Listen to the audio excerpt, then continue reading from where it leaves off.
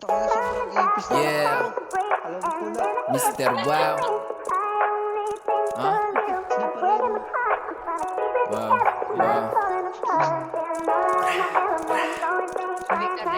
Wow, wow. Yeah. Wow, wow.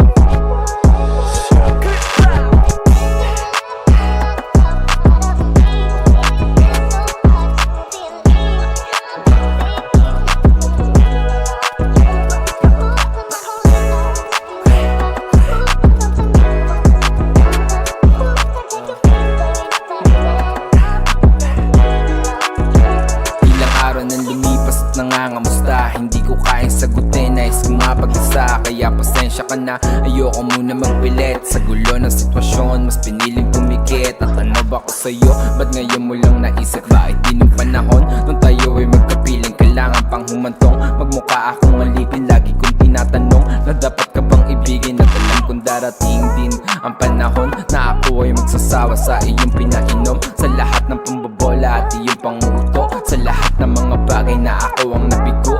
Nalilito ang puso pero di ang aking utak. Kahit magpakasabog, malasing pa to sa alak. Nalaman ko na ang tunay at ito na ang wakas. Tatapusin mag-isa ang ginawa mong palabas. Oh shit, wala eh. Fuck. Ganun talaga siguro, man.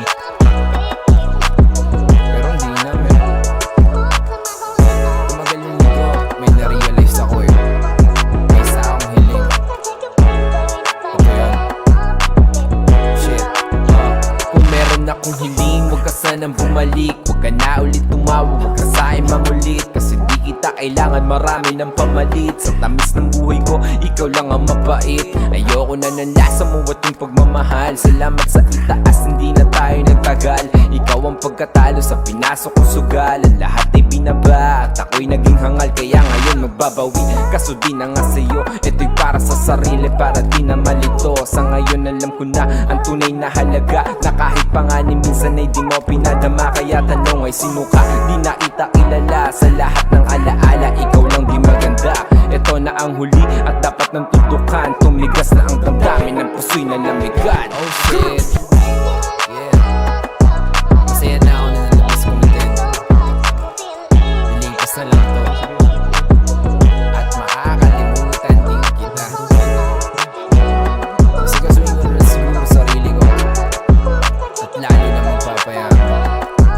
Yeah, wow, kung meron akong hiling, huwag ka sanang bumalik. Huwag ka na ulit tumawag, huwag ka sa'kin mangulit. Kasi di kita kailangan, marami ng pamalit. Sa tamis ng buhay ko, ikaw lang ang mabait.